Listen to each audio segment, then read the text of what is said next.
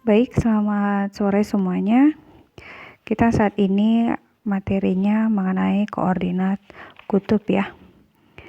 Nah, ini merupakan lanjutan dari materi mengenai perbandingan trigonometri untuk sudut berelasi. Nah, sebelumnya kan kita sudah belajar mengenai besar-besar sudut untuk kuadran pertama, kedua, ketiga, keempat, mencari nilai sudutnya berapa, kan begitu. Nah, sekarang kita kan masuk ke cara untuk mengubah dari koordinat kutub, letak suatu titik itu dari koordinat kartesius, kita ubah menjadi koordinat kutub, atau sebaliknya dari koordinat kutub menjadi koordinat kartesius. Nah, kalau untuk koordinat kartesius ini sudah sering kalian pakai kan. Kalau yang dikatakan dengan koordinat kartesius itu artinya letak suatu titik itu ditentukan berdasarkan jarak dan arah terhadap dua garis yang saling tegak lurus. Dua garis yang saling tegak lurus, ya. Garis yang tegak lurus itu merupakan sumbu koordinat. Jarak titik ke sumbu horizontal atau sumbu X ini dia. Ini sumbu X, jarak antara titik ini horizontal, ini sumbu X, atau sering disebut dengan apsis. Kemudian ini disebut dengan jarak titik ke sumbu vertikal atau sumbu Y disebut dengan ordinat. Bisa dikatakan ini ordinat, ini apsis, begitu ya. Nah, jadi kalau pasangan koordinat titik AX, Y, artinya titik A itu mempunyai apsis X dan ordinatnya Y. Nah, jadi nanti pada bagian ini kita akan mempelajari cara lain menentukan atau menyatakan letak suatu titik pada bidang datar, yaitu dengan menggunakan koordinat kutub. Selama ini kan kalau kita ingin menentukan letak sebuah titik itu kan biasanya dengan mempergunakan koordinat kartesius pakai sumbu X, sumbu Y. Sekarang kita akan mempelajari bahwa bagaimana caranya menentukan letak suatu titik dengan menggunakan koordinat kutub. Artinya, untuk menyatakan letak titik pada bidang datar itu tidak harus pakai koordinat kartesius, tapi bisa juga pakai koordinat kutub, begitu. Jadi, untuk menyatakan letak suatu titik dengan koordinat kutub diperlukan dua ukuran. Yang pertama itu adalah R. R itu ini, jarak dari titik itu terhadap titik asal. Ini misalkan titiknya nih. Ini jarak antara titik ini ke titik asal. Titik asalnya kan ini. Nah, ini panjangnya ini disebut dengan R. Kemudian ukuran sudut atau theta. Yang kita perlukan tadi R, kemudian theta. Theta itu apa? Theta itu adalah ukuran sudutnya, sudut antara garis sumbu X positif dengan garis penghubung titik itu dengan titik O yang dihitung berlawanan arah perputaran jarum jam. Oke. Jadi tetanya itu harus dihitung dari sumbu X positif. Ini sumbu X positif, ini X negatif kan. Nah, kemudian jarak dari sumbu X positif itu ke R, tapi di sini kalau perhitungannya harus berlawanan arah jarum jam gitu. Jadi kalau misalnya seandainya R-nya di sini, misalkan R-nya di sini nih, panjang R-nya di sini, kamu hitungnya begini. Nah, bukan jadi seperti ini, bukan begini, tapi harus dari sini ke sini. Itu besar sudutnya, tetanya, begitu.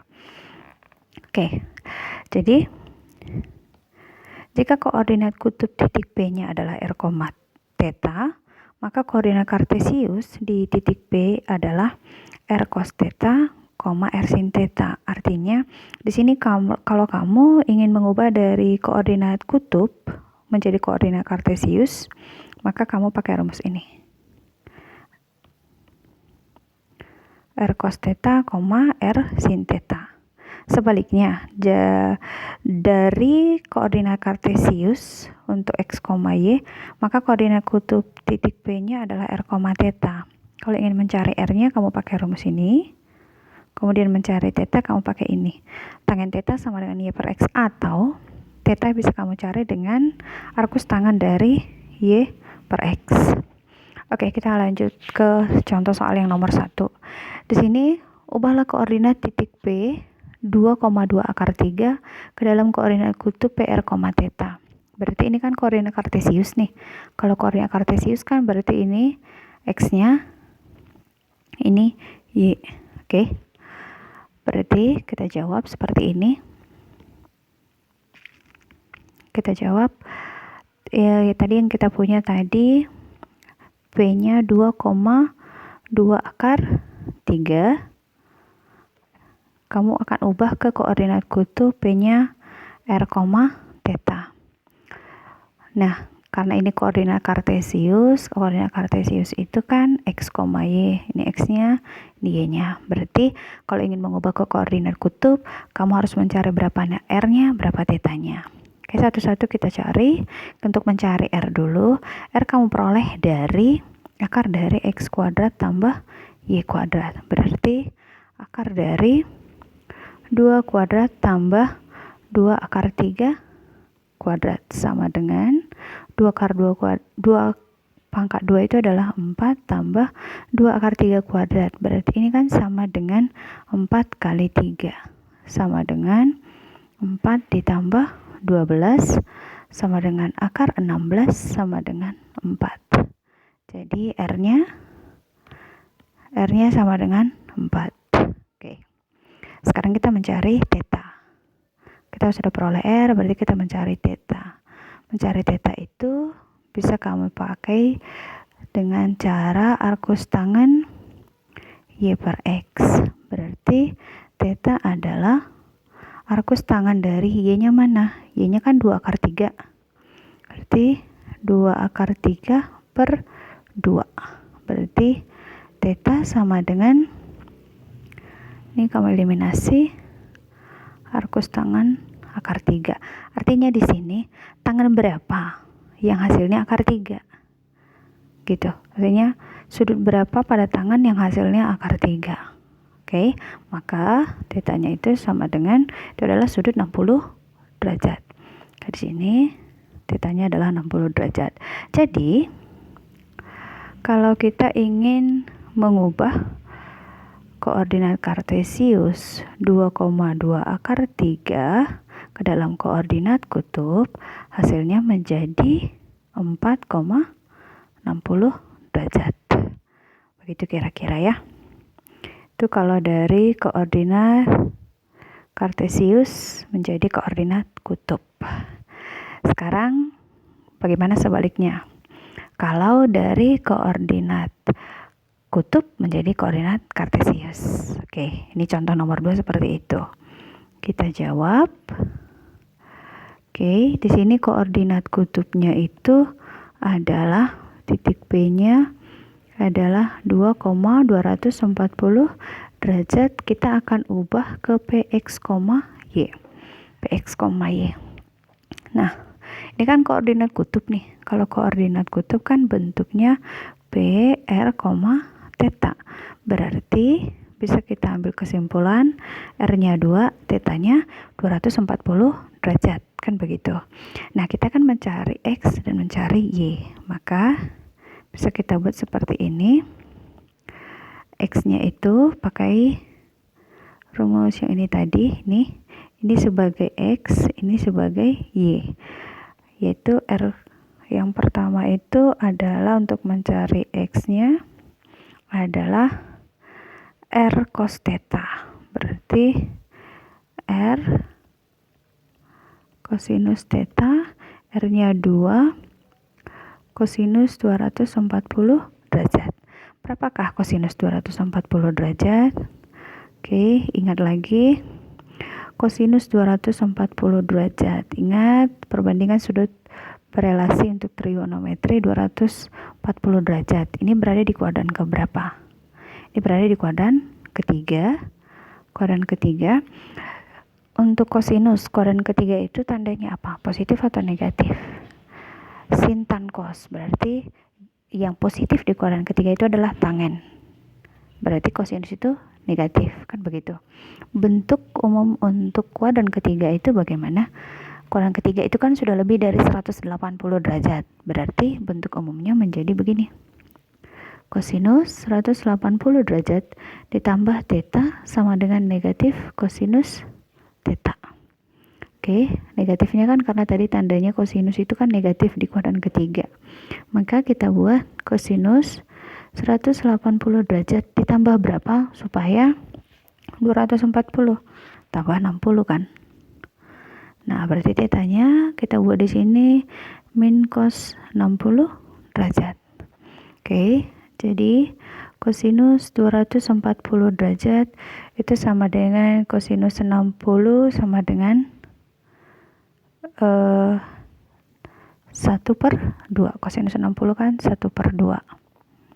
Oke, karena ini tandanya negatif di depan, maka kita buat di sini adalah negatif 1/2. Jadi kita lanjut, kalau saya sudah peroleh untuk kosinus 240 adalah negatif 1/2, maka kita buat di sini 2 kali negatif 1/2 sama dengan negatif 1. Berarti X-nya sama dengan 1. Oke, itu untuk X. Sekarang kita masuk untuk Y.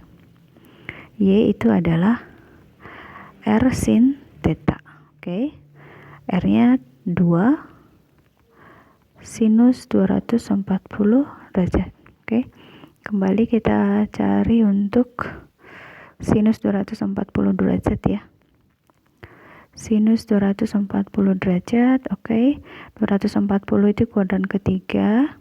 Kemudian sinus di kuadran ketiga itu tandanya negatif. Yang positif itu adalah tangen. Bentuknya masih sama seperti yang di atas, yaitu sinus 180 derajat ditambah theta sama dengan negatif sin theta. Maka sinus 180 derajat ditambah berapa supaya 240 kan ditambah 60 derajat sama dengan negatif sin 60 derajat. Maka sinus 240 derajat sama dengan berapakah sin 60? Sin 60 kan 1/2 akar 3. Di depannya ada setengah. Ada minus maksudnya. Berarti negatif 1/2 akar 3.